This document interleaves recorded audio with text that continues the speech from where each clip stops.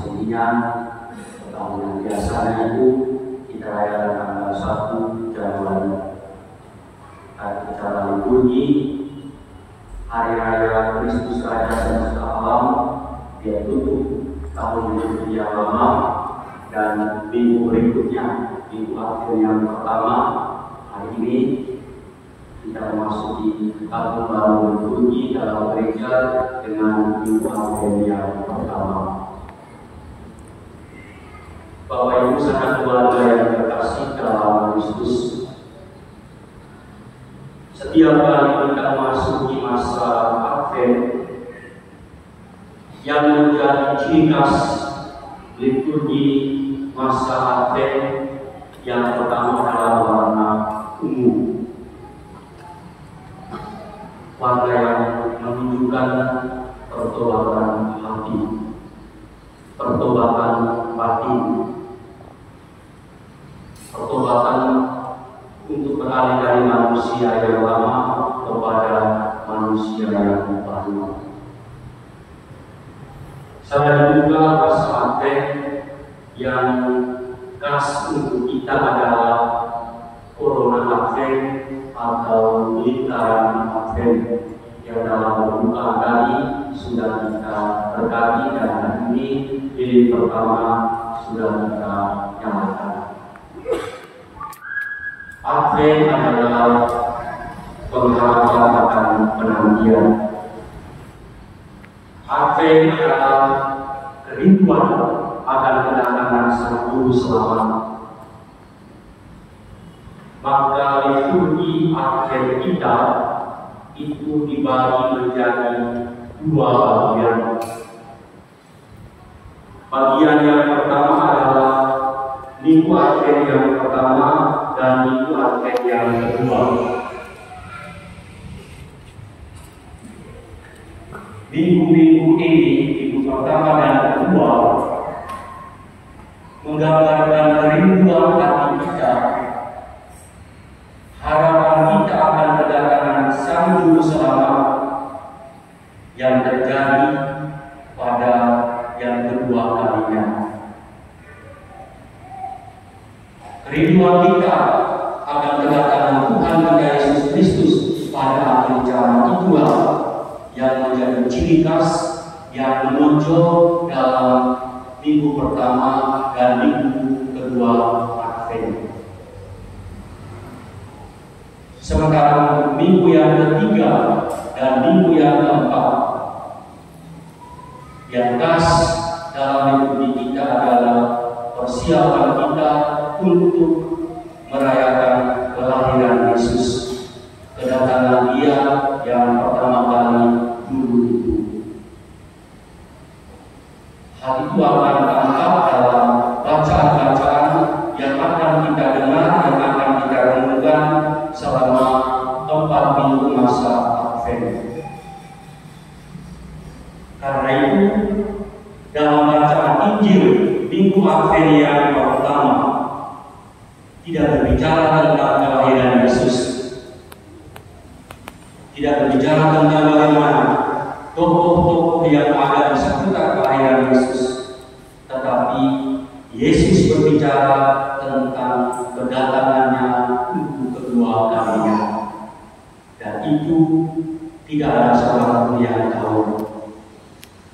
Dia sendiri saja tidak tahu, apalagi kita. Satu-satunya yang tahu hanyalah Bapaknya, Bapa kita semua yang ada di surga. Maka dalam bacaan Injil, Dia menegaskan kedatangan Anak Manusia akan ditandai dengan tanda-tanda alam.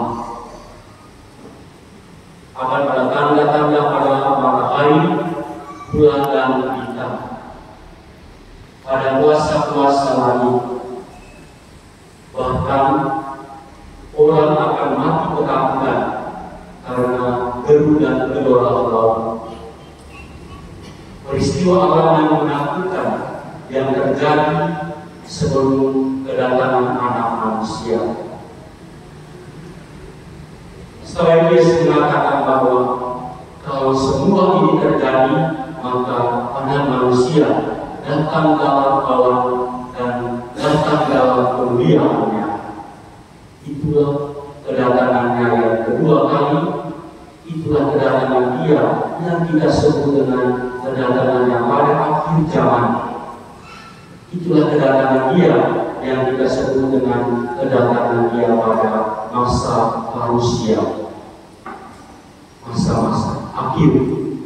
Dan sekali lagi, tak seorang pun yang tahu kapan persis peristiwa ini akan terjadi.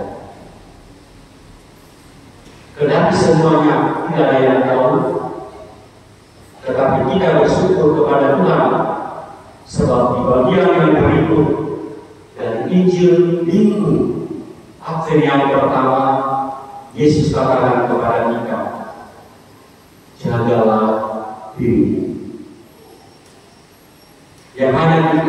Yang bisa kita buat sebagai orang-orang beriman adalah bagaimana kita merawat diri kita, bagaimana kita menjaga diri kita, bagaimana kita mawas diri kita untuk hal-hal yang sifatnya rohani.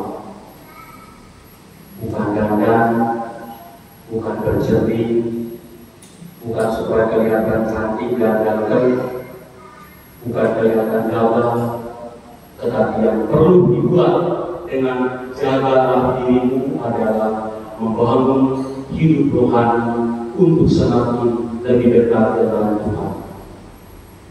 Karena apa?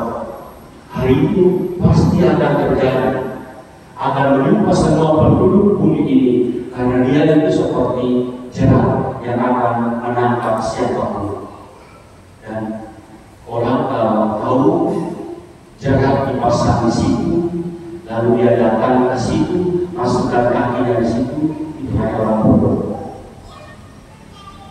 Orang akan menghindari jerat, dan kalau bisa tidak ketemu dengan jerat. Dan kedatangan manusia itulah seperti jerat, dan ada yang tahu. Tapi Yesus katakan kepada kita, jagalah dirimu. Berjuanglah supaya memperbaharui hidup, menabung untuk hal-hal yang sifatnya rohani. Yesus katakan kepada kita, bukan hanya itu, hati juga perlu dijaga. Kalau selama ini suka iri hati, suka benci dengan orang, suka dendam dengan orang, suka gosip orang, sedikit-sedikit omong orang, sedikit-sedikit omong orang. Di masa akhir ini Yesus katakan, jagalah hatimu. Yesus katakan juga, jangan terlalu sibuk dengan makanan dan minuman, pesta pora dan kemapanan. Kita mulai bela diri. Makan boleh tapi jangan banyak, minum boleh tapi asal tidak banyak. Yesus katakan juga, kalau selama ini dalam hidup kita tidak terlalu khawatir dengan hidup kita tidak tenang. Mungkin sepanjang malam pikir besok makan apa, besok uang dapat dari mana, besok bagaimana dengan keluarga saya.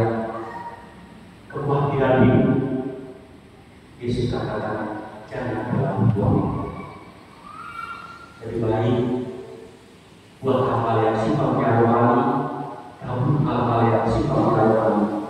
Karena Yesus mengatakan kita semua bukan untuk hidup yang saat ini, tetapi Dia doakan kita semua untuk hidup yang kekal di sana. Bapak Ibu, saudara-saudari, keluarga yang terkasih, akhirnya Yesus mengatakan, berdoa, berjaga-jaga dan berdoa senantiasa. Kalau selama ini malah sekolah mulai minggu akhir ini lebih banyak berdoa,